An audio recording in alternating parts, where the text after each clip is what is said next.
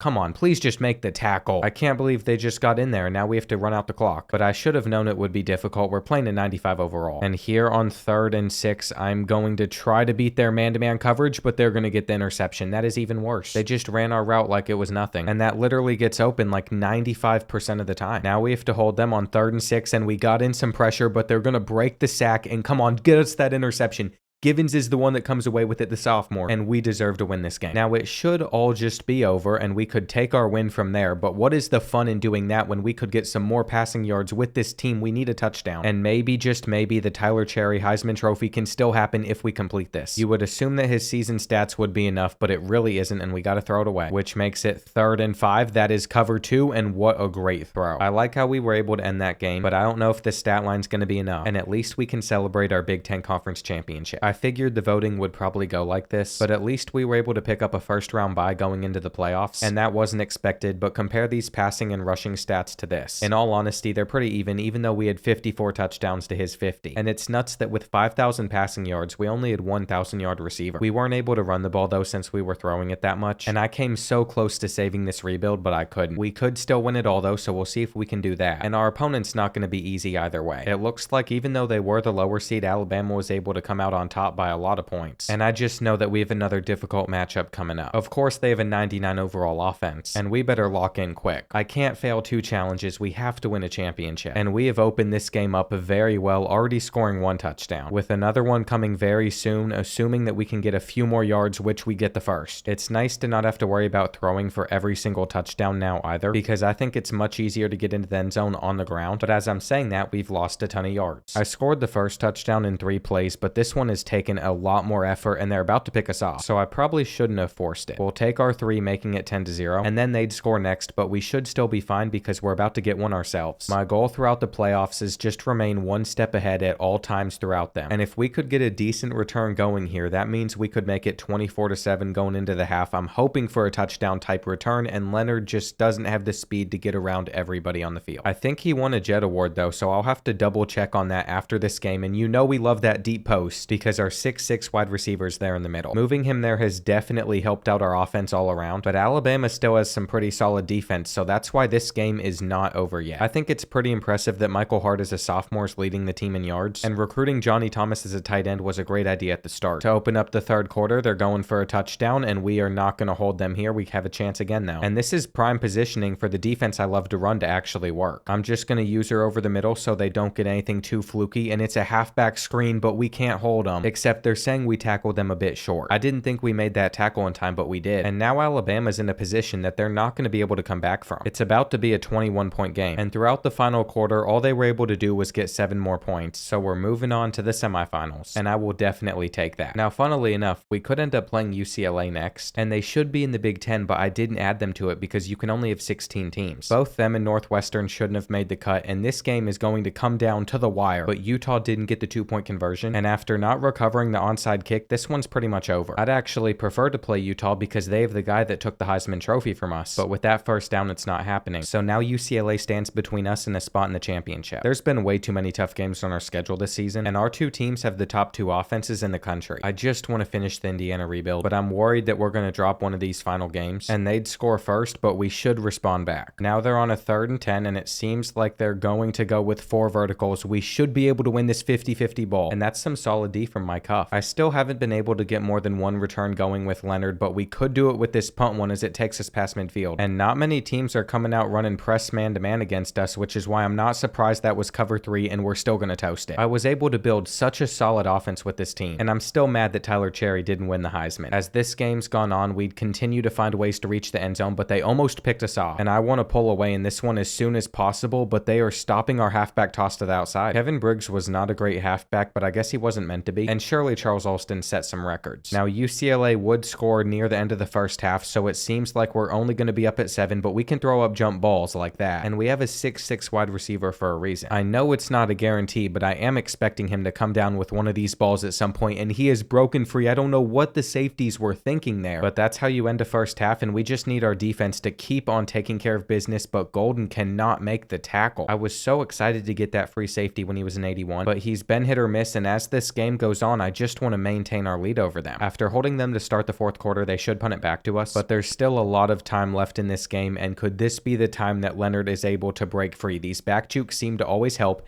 and this left side of the field only has a few players on it. We need a couple of blocks, but Clinton Leonard never gets them, and I'm ready to start turning on chew clock as this run from Briggs is going to put us down inside the 20-yard line. Just 3 minutes left in this game now, and the easy pass is going to keep the clock running, but we have to make sure we still move the chains, and that's what we're able to do here. Even if we only get a field goal, we're in a great position, but we're going to get the tutty, and from there, we're headed on to the championship. We might be playing another Big Ten team there, but in order for that to happen, Washington would have to win, and they had no issues beating the Razorbacks by double digits. At least we made it to the championship with Indiana though, and I really wasn't sure if that would happen at the start of season 4. Even if I wasn't able to complete every challenge, I'm pretty satisfied with how this 5-year rebuild's gone, and we got the ball first, so we should be able to get the first points of the day, but they sent in a great blitz. I gotta give NCAA Football 14 credit. Even after playing it almost all the time, I still struggle sometimes on Heisman mode, and after getting the ball back, we better not throw another red zone interception against them. We're just gonna hand it off, so that can't even happen, and because we have that 95 overall defensive lineman that transferred in, we've been able to force a lot of sacks. I wish Mike White could have caught that interception, but a kick return's still on the table for Leonard, and he can't get out of there. On a 3rd and 1, they're running press man-to-man, but you know somebody has to be open. And Tyler Cherry set so many records for someone that didn't win the Heisman. I think those 2 interceptions in the conference championship caused it though, and I would love to hold them to just a field goal, which we are going to do. This has been a pretty solid first half, and just to keep it interesting, I decided to go for it on 4th and 1. If we didn't pick it up, it could have been even closer, but we did, and now we're probably going to get even more points out of it, as that's actually going to be picked off. Never mind, the Huskies are going to keep it as an 11-point game going into the end of the half, and they could even get some points with 36 seconds left. I can't just close it out and let us have nice things. Instead, we have to struggle, and surely we're going to be able to hold them here. I think our zones played that perfectly, and now we're just going to try to hit their quarterback, but they still got it out. Luckily, the clock hit 0 before they could call a timeout, so we've maintained an 11-point lead, but they started the second half with 2 straight touchdowns, and I'm about to lose my mind. Drop after drop means we are punting it back to them as we're going into the 4th quarter, and I could have used a great bounce here, which we seem to have gotten, but the 3rd quarter couldn't have gone any worse for us. And on 3rd and 7, they're probably just going to have a corner route get open, which we are not able to stick with. I have not done a good job of keeping our leads in this rebuild, and we are going to drop that. So they are forced to just kick their 3, but we're going to be down by 6 points with 4.5 minutes left. For the first time in a while though, we've started to fly down the field, and I have got to go for that play play, but they swat it down like everything else in the second half. And when did the Huskies become so good? I was so confident early on in this one, and the halfback screen gets us almost nothing until we spun out of there. But what worries me is what's going to come after we potentially score a touchdown, and they almost picked it. I have a bunch of routes out there just in case this is man-to-man, and it was. So we are going to take a lead with 3 minutes left, but that still left them plenty of time, and we all know that if we could stop them on this 3rd and long, they'd probably punt it back to us. I have won so many championships in this game because the computer is just not that smart, and all we have to do is run it a couple of times to end up ending it. But I wish it wasn't this close in the first place. For the first down run, I'm just going with the counter, which gets us an easy 8 or 9, and that should pretty much do it, but they stop us. I think it's only right if I try to end this rebuild bombing them over the top, and that is what we have, but they have a deep safety back there as well, and we dropped it. So now we have to punt it back to them. I was actually really proud of my decision until we didn't hold on to the ball, and now I have to hope that we pin them inside the 5, because Josh Parker could get them in field goal range. They have a minute and a half, but they're deciding to go with a draw run, and we have to make the tackle, which led to them spiking it on the next play. Why they'd go through all that trouble just to get a couple of yards potentially, I could not tell you, but we're going to stop them short again. So the clock should continue to run, and it's going to be a draw. If they audibled out of that hint, we would be in so much trouble, but that's why you get your coaching upgrades, and we might not have completed all challenges, but we won a championship. It's another copy of the new game that I'm going to have to give out on release, but I'm so thankful for the position y'all have put me in, and I'll gladly do that. Let me know down below what team we should rebuild next, and I feel like I've used most teams at this point on NCAA Football 14. Once again, we had a quarterback with some incredible stats, and if you enjoyed this rebuild, then I know you're also going to enjoy this video and this playlist, so make sure to check both of them out.